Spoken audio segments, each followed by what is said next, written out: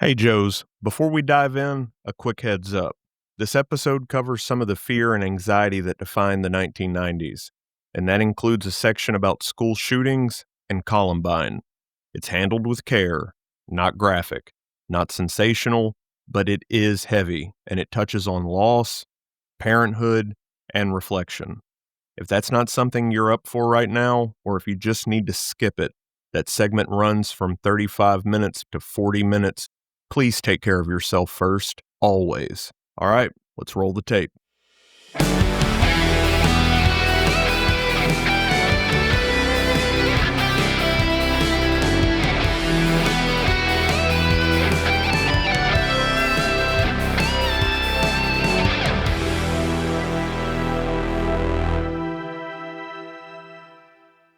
It's 1994. The television hums in the corner of the living room. Static. Late night news. A reporter's voice that sounds a little too serious. Daycare workers accused of satanic rituals.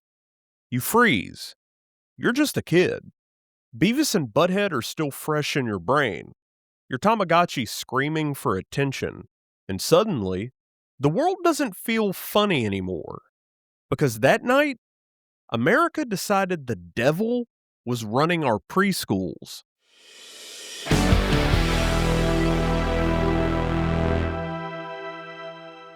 Hey, welcome to another Checkpoint Extra edition of the Average Joe Nerdcast.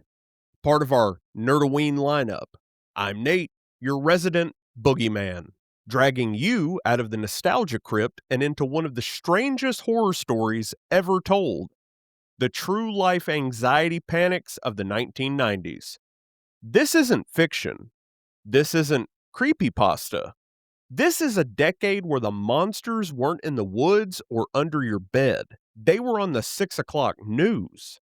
So grab a flashlight, adjust your tracking, and let's rewind to a time when the nation forgot how to chill.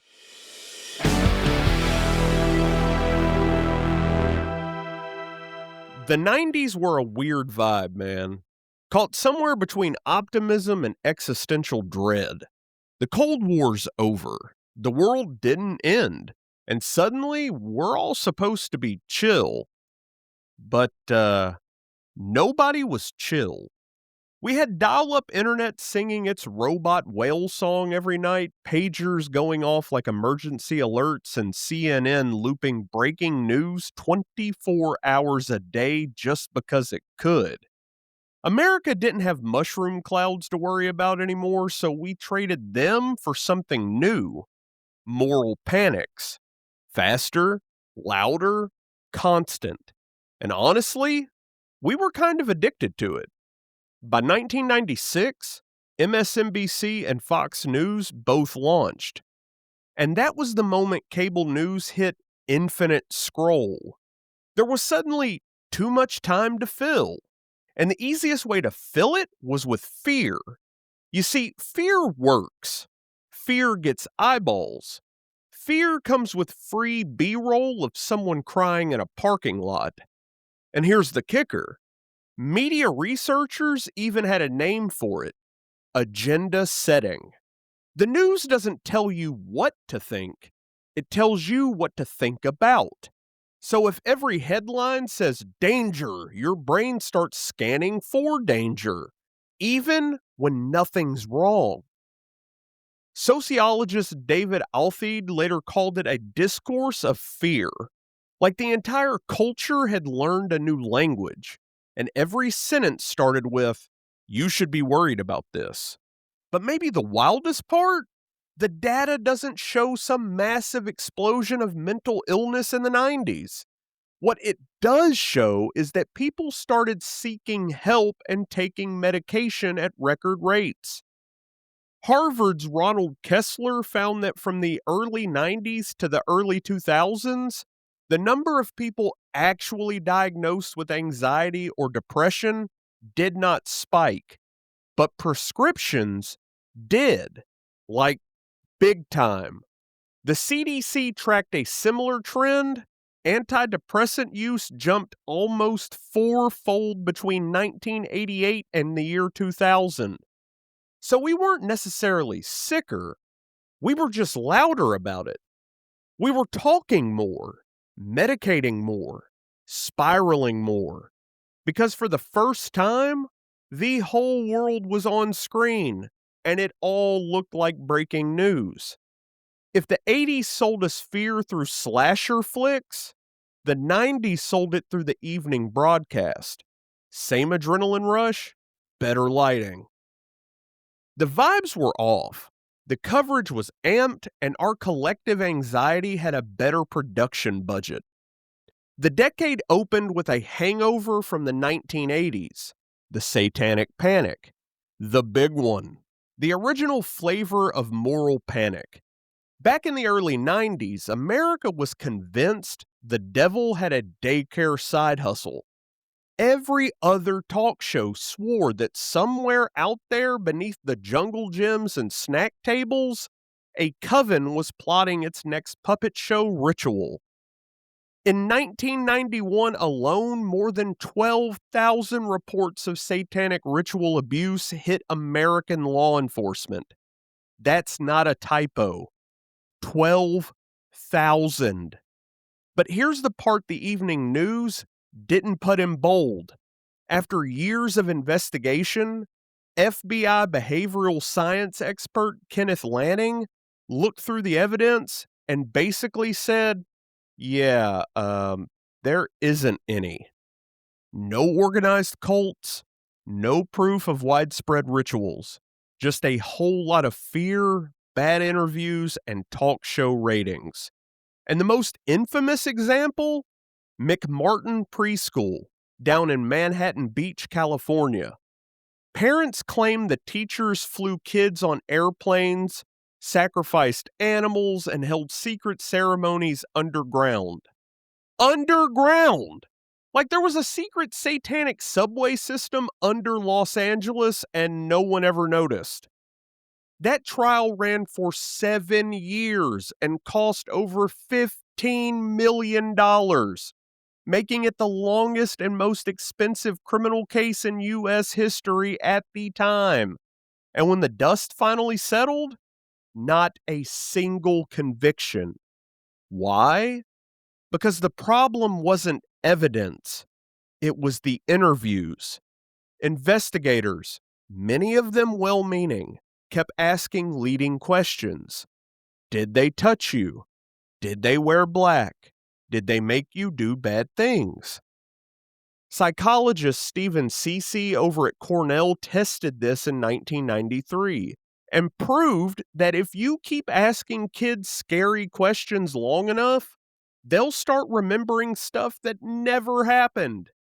So whole cases were built on what psychologists now call implanted memories. People went to prison. Families were destroyed. Careers ended. All because grown-ups projected their nightmares onto their kids' imaginations.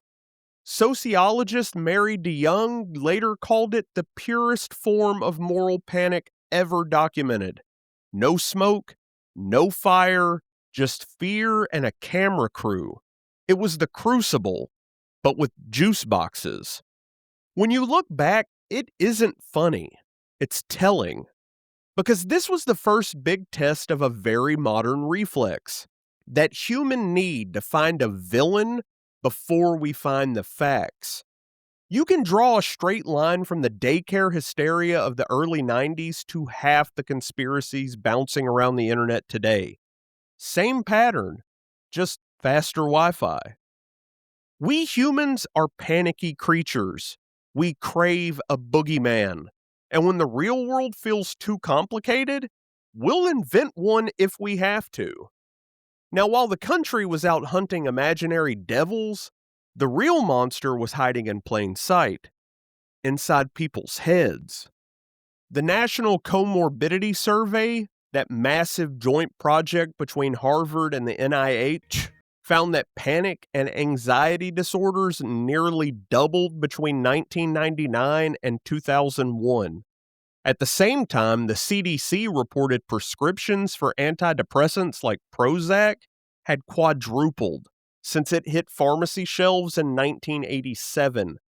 So yeah, people were terrified, but they weren't being chased by cults, goth kids, or video games. They were being chased by their own biology and by a culture that, for decades, had been telling people to get over it and tough it out. Picture it. It's 3 a.m. You're lying there, heart pounding, chest tight, brain whispering, "This is it. This is the big one." But it's not. It's a panic attack. A private horror story that doesn't even need a monster. And back then, nobody talked about it. I mean, not really. If you told someone you had anxiety, they'd just say, "Hey dude, relax." If you said you felt off, you'd get, "Maybe you just need some air." There were no mindfulness apps, no TikTok therapists explaining breathing techniques. Just late night infomercials, stale coffee, and maybe a worn out copy of Chicken Soup for the Soul that didn't fucking fix anything. And I remember that vibe growing up. You could almost feel it in the air. That hum of tension adults carried everywhere they went. Bills, layoffs, the news, the future. It was like everyone was running on a half tank of dread and caffeine. Even as a kid, you noticed it. That feeling that something was always about to happen, but it never did. And that's the thing about the 90s. It looked peaceful, but inside, people were unraveling. The headlines were screaming about devils and cults, but the real hauntings were silent.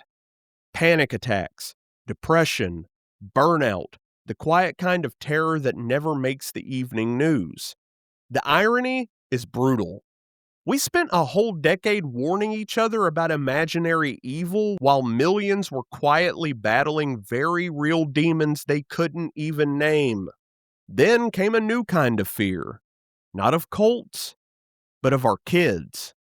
In 1995, a Princeton political scientist named John DiIulio wrote an article warning America about a generation of radically impulsive and remorseless youth. He called them Superpredators. That word hit like a match in dry grass. The media ran with it. Politicians built entire careers on it. And before long, Superpredator became shorthand for young, angry, and probably dangerous. Between 1992 and 1999, 49 states passed laws making it easier to try juveniles as adults. 49. Nearly the entire country rewrote its justice system based on a phrase, one man's theory, that was never backed by data. Because here's the truth, the headlines didn't shout. Juvenile violent crime had already peaked in the year 1994. By 2000, it had fallen by half, according to the Bureau of Justice Statistics. The monster was not real, but the consequences, they were. Thousands of kids, mostly black and brown kids, were thrown into adult prisons, sentenced as if they were fully formed villains instead of children who just made a mistake. Some were as young as 13, all because America needed something to be afraid of again. And kids were easy to point a camera at. I remember that time, seeing those news clips, hearing adults whisper about how bad it's gotten. Every kid with baggy jeans, a hoodie, or an attitude problem suddenly looked suspicious. You didn't even have to do anything. Existing was enough. And that's the part that still haunts me, because it didn't stop there. That fear, that reflex to assume the worst about the young, the poor, the different, it just kept mutating. You can see it today in the way we talk about kids online, in schools, in the headlines. Every few years, we just find a new costume for the same old boogeyman. We criminalize before we empathize. We punish before we understand. And we still haven't learned that fear makes terrible policy. Years later, DiIulio admitted he was wrong, said the theory was deeply harmful, and I'm glad he did. But it doesn't undo what came after. Whole lives got crushed under a myth, and those headlines, they still echo in our prisons, in our laws, and in the way we look at certain neighborhoods. The 90s taught me something I wish we'd all remember. The easiest monster to believe in is the one that justifies our fear. But that monster usually looks a lot like us. And maybe that's the hardest truth to sit with. The kids we were so afraid of, most of them just needed someone to listen, to guide, to care. While the headlines painted us as threats, most of us were just awkward, confused, and desperate to belong somewhere. We weren't plotting chaos, we were trying to figure out who we were supposed to be. And that's the thing about fear. Once it starts painting with a broad brush, nobody comes out clean. And by the mid-90s, local news anchors were practically hunting mall goths like they were Pokemon. The Chicago Tribune even ran that 1997 headline, "Is your teen worshiping death?" And for a lot of us, yeah, okay, we looked the part. Chain wallets, trench coats, eye makeup that could survive a hurricane. I had a goth phase too. A whole phase that stretched right into the early 2000s. Long enough for me to start dating, making questionable wardrobe choices, and stacking up some truly fucking stupid decisions. One of those brilliant ideas? Letting an ex pierce my tongue with a safety pin because we were hardcore. Not sterile, not smart. Just dumb kid conviction and a pair of shaking hands. I got blood poisoning. She dumped me. And my poor mom, sent me to church camp to pray the devil away. I remember the bunk beds, the camp counselors trying to talk about Jesus while I was sitting there thinking, I just wanted a tongue ring, dude. That's how strong that panic was. Wearing black and listening to 9-inch Nails made you look like a headline waiting to happen. Teachers were confiscating sketchbooks. Principals were holding assemblies. Hot Topic felt like contraband. But sociologist Paul Hodgkinson, in his book Goth, Identity, Style, and Subculture, found that the goth scene wasn't violent, or dangerous, or satanic. It was creative. It was emotional. It was community. Most of us weren't embracing darkness. We were just trying to figure out who we were. And for a lot of kids in the 90s, that was the first time we realized the world hated when you didn't fit its mold. Every decade has its scapegoats. The 50s had Elvis. The 80s had Dungeons and Dragons. The 90s had eyeliner and bad poetry. Same panic, different playlist.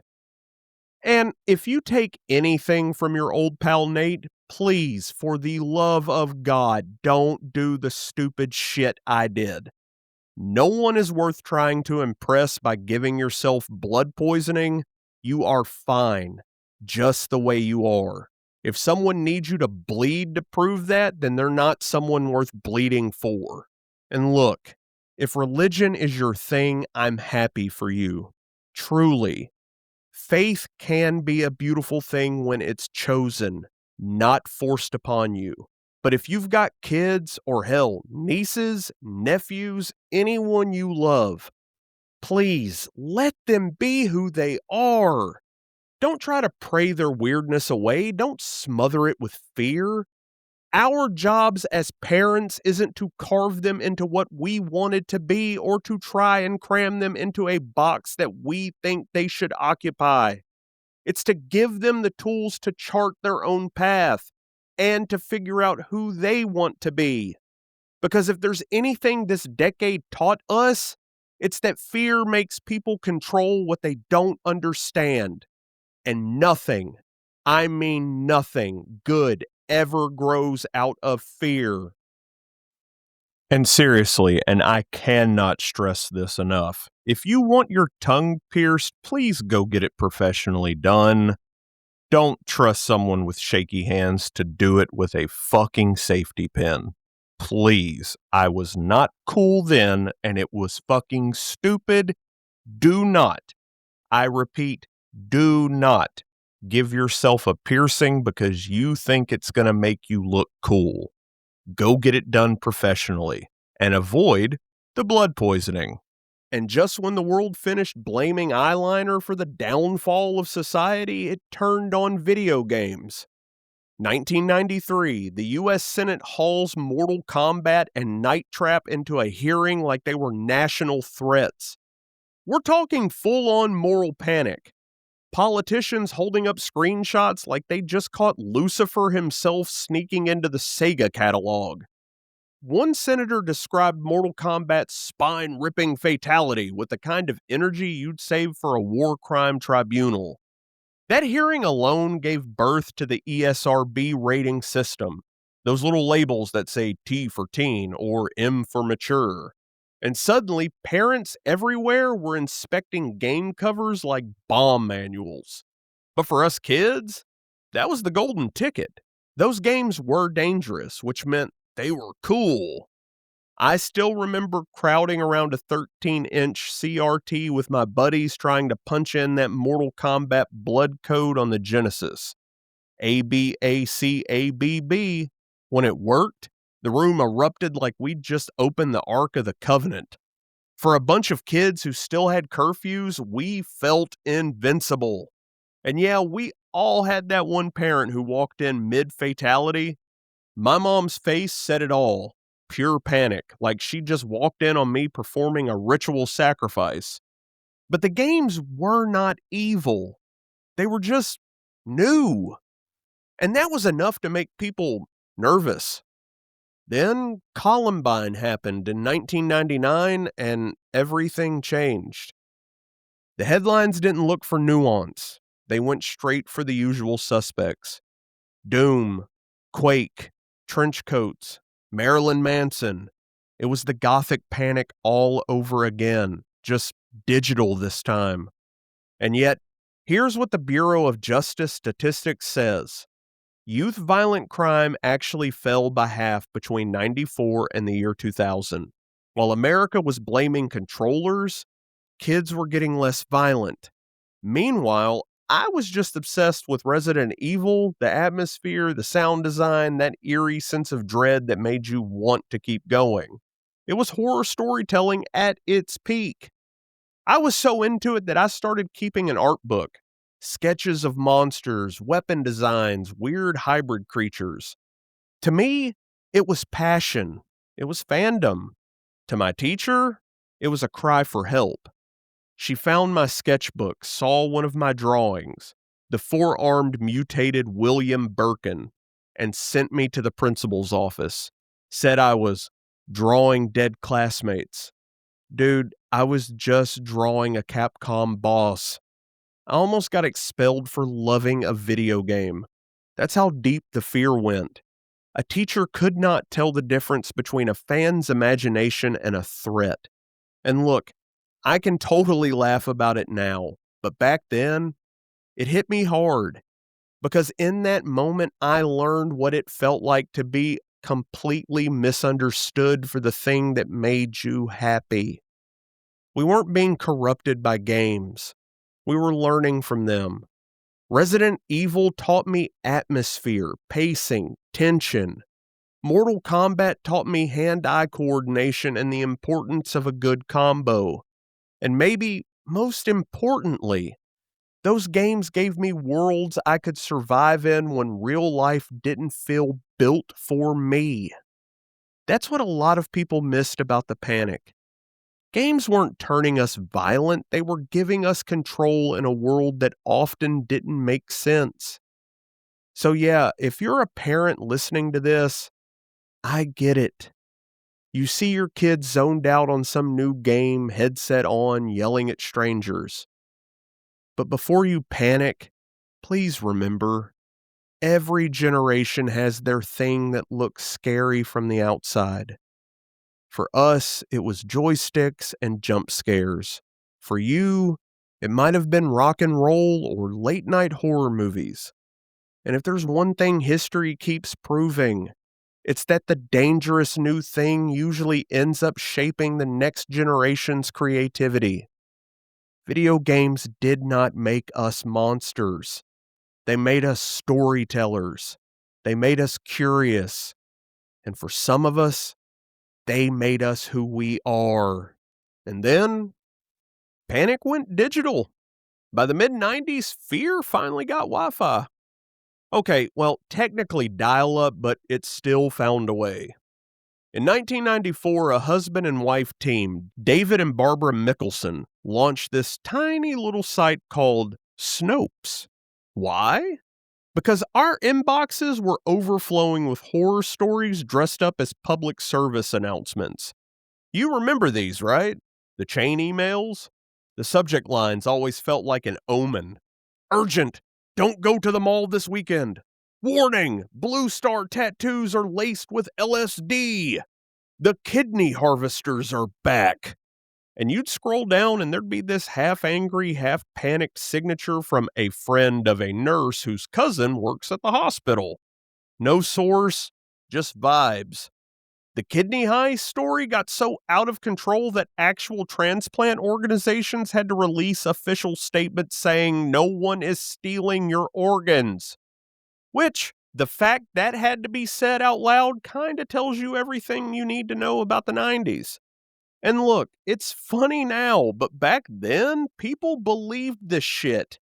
My mom used to print them out, like literal printer paper, dotted edges and all. She'd hand them to me and say, "See, this is why you don't talk to strangers." And I'd be sitting there thinking, "Mom, I'm 9. Who's trying to harvest my kidneys?"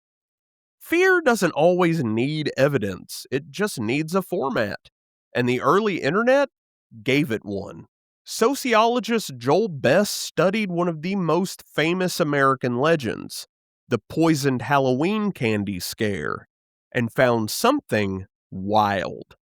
Across decades of police reports, there were 0 verified cases of strangers randomly poisoning trick-or-treaters. None. 0. Not one. But every single Halloween, we still dump that candy bowl on the table and inspect each and every piece like it's radioactive. Because that's the thing about fear. Once it finds a home, it doesn't pay rent.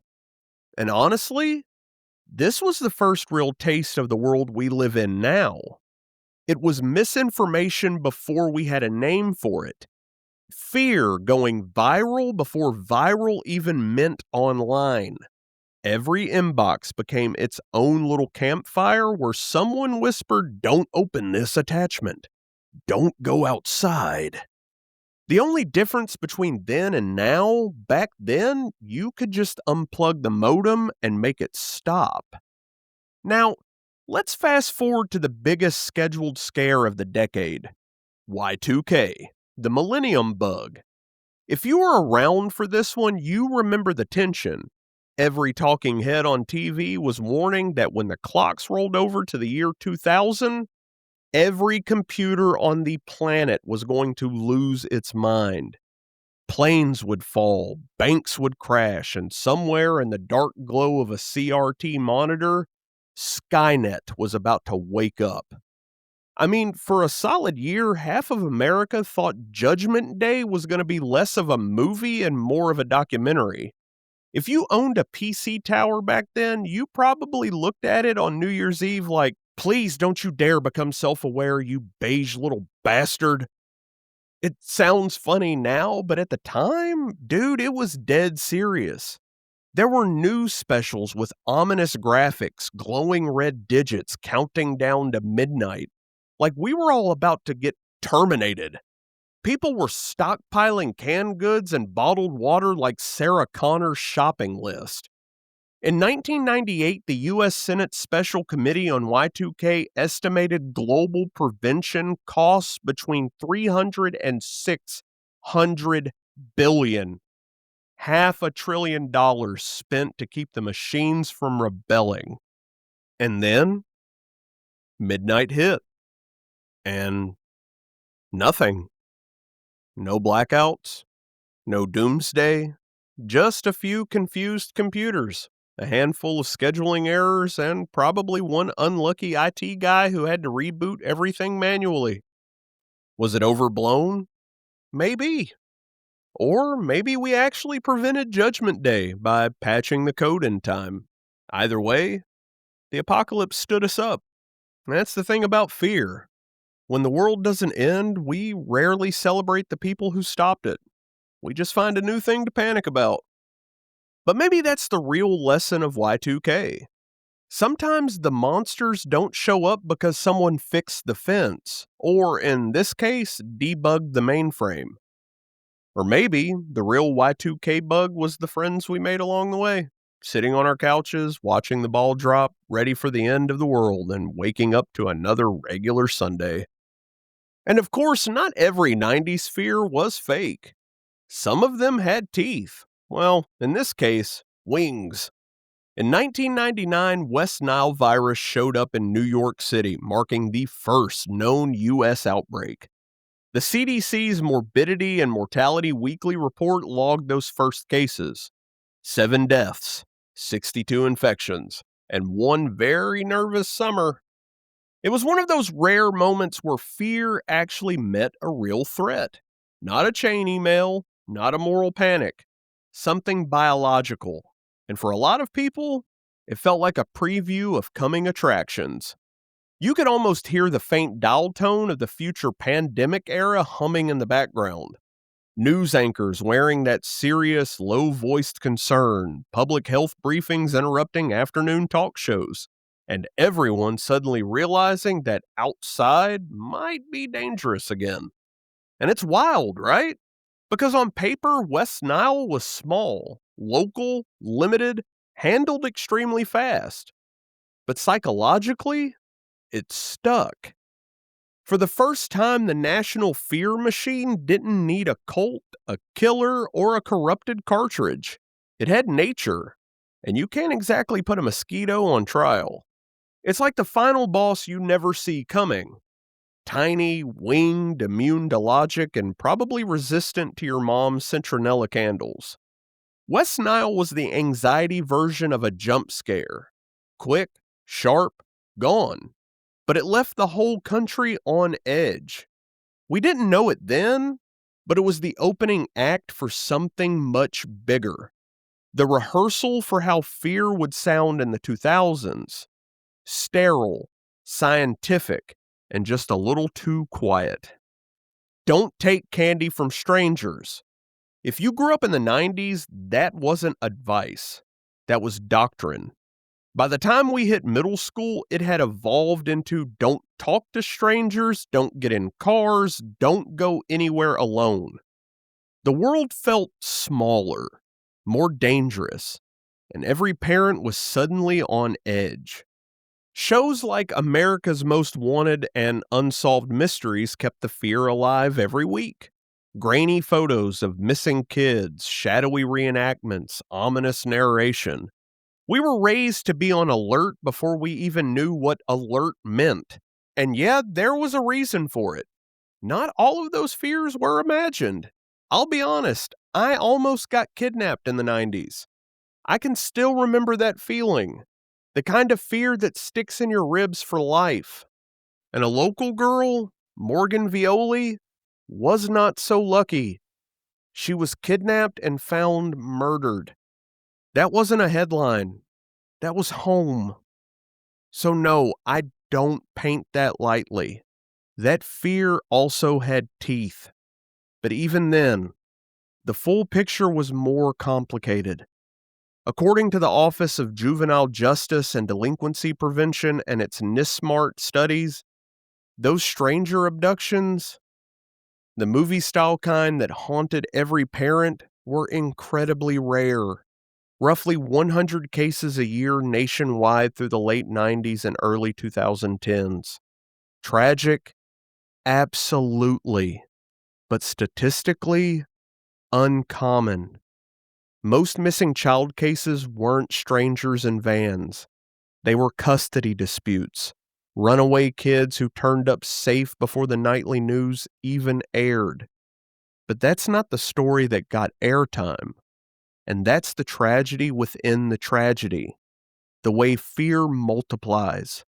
Because when it's personal, when it's local, the imagination doesn't need data. It just needs a name. Morgan's name, my name, any name. That's how moral panics grow, in the space between what's real and what's possible. The smaller the odds, the bigger the fear feels. And in the 90s, that fear turned into a soundtrack, a constant hum in the background of our childhoods. Our parents meant well. The media, it meant money. And we grew up thinking the entire world was out to get us. And by the late 90s, all that ambient fear we'd been carrying finally found its flashpoint. I mentioned it earlier. Columbine. But this is where it belongs. April 20th, 1999. 2 students walked into their Colorado high school with guns and explosives. 15 people died. 13 victims, 2 shooters. And the world watched in stunned silence as it unfolded on live television. I was 11 years old enough to understand that something awful had happened, young enough to think adults would fix it. And for a little while, it felt like maybe they would. There was this heavy collective pause, a shift in the air. The narrative changed overnight. Before Columbine, school was supposed to be safe. After Columbine, every hallway had an echo. Every backpack had a question mark. And the coverage was everywhere. Wall to wall. All-consuming. And for kids like me, that was the day innocence got an expiration date. But here's the grim paradox that the data shows. The indicators of school crime and safety reports, the joint work from the NCHS and the Bureau of Justice Statistics, show that through the late 90s, overall school crime was going down. Fights, assaults, threats, all on the decline. But the rare catastrophic events were so loud, so horrifying that they rewired our perception of safety entirely. That's the graph that nobody wanted to put on TV. The one that says things were getting better. Because that didn't sell. What sold was the tragedy. What sold was the fear. And here's what devastates me now. More than 20 years later, I live with that fear still. Every morning when I send my children off to school, there's this quiet, gnawing voice that wonders if they'll be safe. It's not paranoia. It's parenthood in America. And it's fucking infuriating. Because we've had decades to learn from that turning point, to address the root causes, to invest in mental health, to tighten access to weapons of war, to make schools feel like sanctuaries again. And listen, I'm not saying there's an easy one-size-fits-all fix, but there are steps. There are solutions. There are things we could try. And listen, I'm a gun owner. I'm pro-gun, but I'm also pro-common sense. Those two things can exist in the same sentence. You can love your rights and still recognize that we are failing our responsibilities. You can believe in self-defense and still admit we could do better, smarter, safer. Because pretending that nothing can be done is not strength. It's denial. And every time someone waves it off with, well, if criminals want to commit crimes, they'll find a way, it feels like grasping for straws, like an excuse to stop caring. That argument is not a philosophy. It's surrender. And it breaks my fucking heart that we have accepted inevitable as an answer when children's lives are the fucking question. And before I move on, I want to take a breath for the kids who never got to grow up with the rest of us. For the ones who should have had graduations, bad garage bands, first jobs, stupid selfies, normal lives. It's easy to talk about numbers and graphs, but it's harder to sit with names we will never hear again. So if you can, just hold a little space for them right now.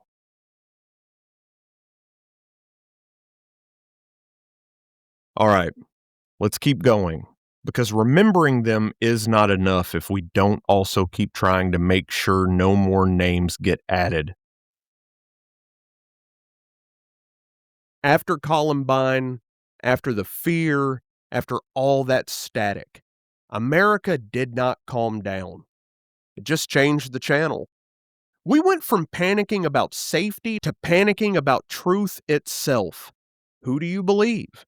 What's real? What's memory and what's story? Because by the mid-90s, fear wasn't just something we watched on TV. It had started living in our heads. One of the fiercest cultural battles of the 90s wasn't fought in politics or on talk shows. It was fought in therapy rooms. The recovered memory movement took hold. Survivors coming forward saying they were finally remembering trauma that had been buried for years. It was powerful, emotional, necessary, and for the first time, people who'd been silenced were being believed. But not everyone agreed on how those memories were surfacing. Psychologists like Elizabeth Loftus raised a red flag, warning that certain therapeutic techniques could accidentally create memories. She published The Myth of Repressed Memory in 1994, arguing that human memory is suggestible, more Play-Doh than Polaroid. At the same time, researchers Ceci and Maggie Bruck kept demonstrating how easy it was to implant vivid, totally fabricated details in children simply by repeating or suggesting them. Ask a leading question enough times, and the brain will eventually fill in the blanks with something that feels true. It became a knife fight in the scientific community.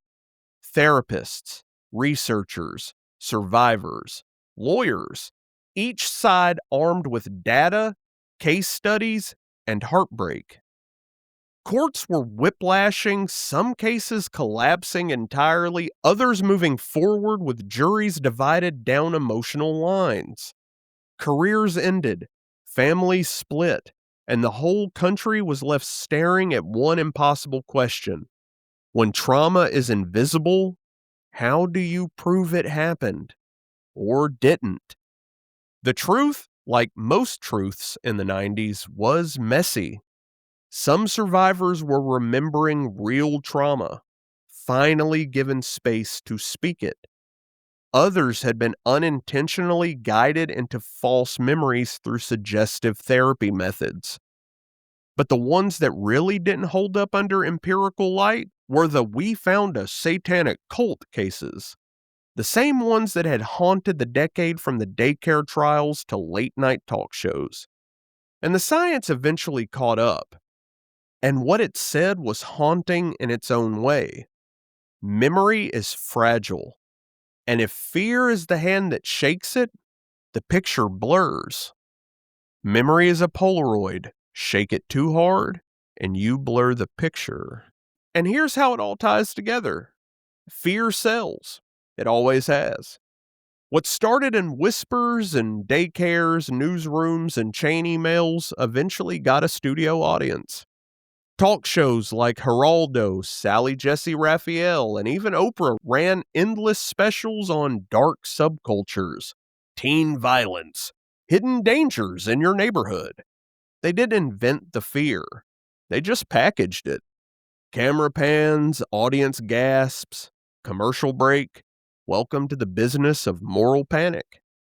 Sociologists call it agenda-setting theory. The idea that the media doesn't control what you think, but it absolutely controls what you think about. And in the 90s, the menu was all fear, all the time. You'd get 1 week of satanic cults in your suburbs, next week, superpredators in your schools, the week after that, goth kids, Marilyn Manson, and the moral decay of America. It was like a rotating sampler platter of paranoia, and it worked, a little too well. In 1997, Gallup ran a poll and found that 62% of Americans believed active satanic cults were operating within the U.S. That same year, the FBI's Kenneth Lanning, the guy who spent years chasing those claims, released a report saying they found zero credible evidence. 62% believed, 0% verified. That's the power of repetition. Say something scary often enough, and it stops sounding like a rumor. It starts sounding like folklore. And remember, this was before Twitter, before push notifications, before algorithms could decide what to panic about for you.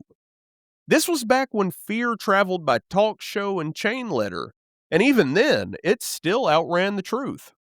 Because fear is efficient, it's emotional, shareable, profitable. You don't need to prove it. You just need to frame it, roll B-roll, and tell the audience to stay tuned after the break. And that's the part that really sticks with me. How quickly we learn to monetize the human heartbeat. How the line between reporting fear and manufacturing it disappeared in the static. The 90s didn't invent the fear machine, they just gave it a theme song, a broadcast schedule, and primetime ratings. And the scariest part? We never turned the machine off. We just upgraded it. The fear didn't fade when the decade ended, it evolved. It left the studio audience and moved into our pockets.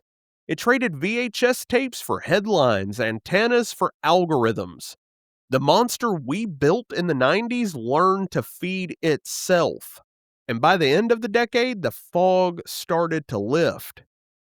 The McMartin case finally collapsed under the weight of its own mythology. The superpredator myth died, its creator admitting it was built on fear instead of fact. And goth, it went mainstream. Hot Topic hit them all. The Matrix hit theaters. The black eyeliner got a movie budget. But fear doesn't retire. It just changes jobs. Sociologists David Altheide and Robert Snow wrote that by 2000, American media had fully shifted into what they called a discourse of fear. Fear wasn't a headline anymore. It was a language. It had become how we framed everything. Politics, parenting, public health, even entertainment. You could feel it everywhere. In the news, in the ads, in the way we talk to each other. Every story came with an edge, a warning, a what if. We were fluent in anxiety. And then came 2001, the war on terror, the 24-hour news ticker, the next panic already queued up before the smoke had even cleared. The same tools we built in the 90s to spread fear, the talk shows, the rolling coverage, the constant alertness never went away. They just upgraded to broadband. Fear found a faster connection, and we logged in. By the time the 90s ended, the world had changed for good. We didn't turn off the fear machine, we took it home with us. We slipped it into our pockets, gave it a touch screen, and let it follow us everywhere we go. The language of fear didn't vanish, it just got a software update. Now, instead of Geraldo or talk shows or chain emails, we have feeds. And instead of waiting for a 6 o'clock broadcast to tell us what to panic about, we wake up to it. In bed, before coffee, thumb scrolling our way into dread. Sociologists call it ambient anxiety, that low hum that never shuts off. The constant sense that something is wrong, even when everything's quiet. It's the same moral panics, just optimized for engagement. We've traded daycare cults for deep state conspiracies. We've swapped Y2K for microchips. We replaced chain emails with share if you care posts, and those blue star LSD tattoos, now they come with hashtags. Different decade, same playbook. Fear just learned better marketing.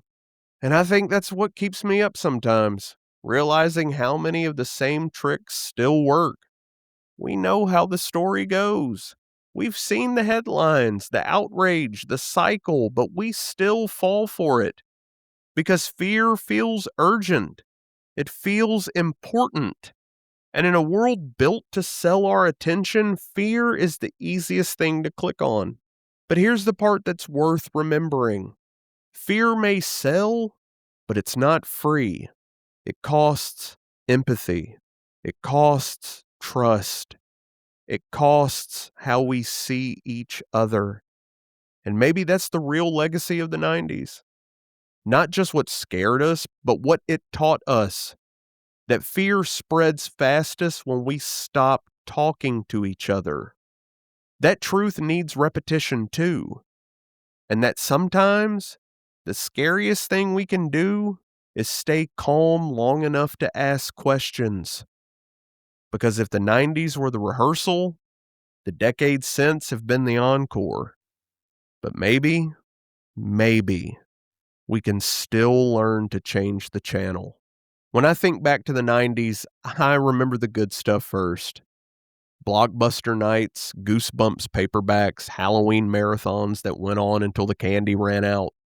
The glow of a CRT TV in a dark room. Life felt simple until you realize it wasn't. Because underneath the neon and the nostalgia, there was that hum, that quiet, invisible tension that none of us really had the words for yet. Our parents were anxious, the news was relentless, and somehow we were all growing up in a world that looked safe but felt scared. Looking back now, I think that's what made the 90s so strange.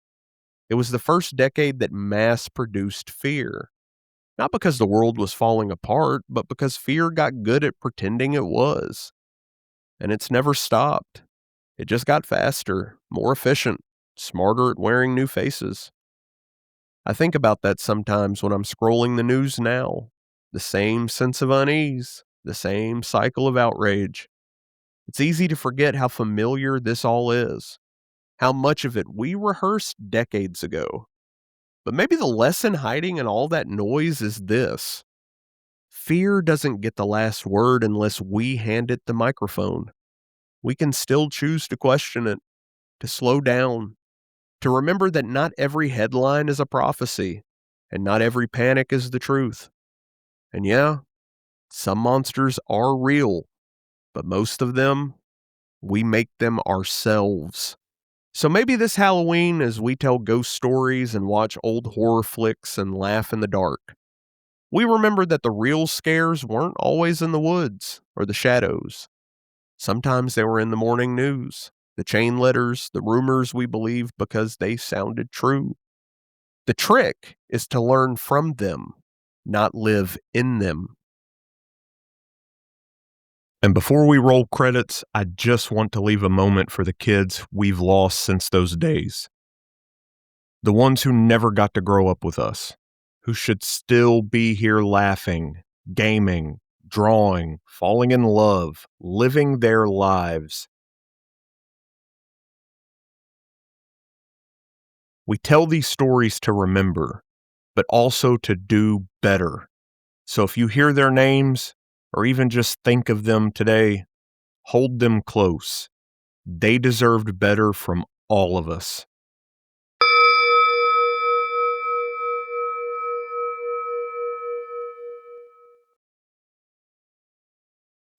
Thanks for walking through the dark with me on this Checkpoint Extra. If you dug this dive into the anxieties and oddities of the 90s, please rate, review, share it with your fellow nostalgic weirdos. It keeps the algorithm gods happy and the pod alive. And before we close the book on this whole thing, you know I've got a few shout-outs to roll. So let's hit it. Shout out to my player 2. Thank you for putting up with the late night recording sessions, the caffeine binges, and the fact that I still talk about VHSs like they're sacred relics. Shout out to Cap. You might have missed out on the 90s, but buddy, you would have fit right in. To my brother, Ian, thanks for always being there, for holding down the fort when the static gets too loud, and for being one of my very first listeners. And of course, shout out to Pickle. Stay out of trouble, buddy. Actually, nah. Get into just enough trouble to keep the story interesting always. And finally, shout out to all of you listening, sharing, rating, and keeping this little community alive. Thank you. The world is noisy enough. The fact that you choose to spend some of that noise here with me means more than I'll ever be able to say. And I can't turn the lights out officially on this episode until I thank one very special girl. My girl Ripley, the patron saint of this whole nerdcast. Until next time, stay gold, nerd bold. Oh, and if anyone emails you saying you'll be cursed unless you share this episode with 10 friends, go ahead and hit share. Not for the curse, no, but for the algorithm. Those are the real dark forces these days.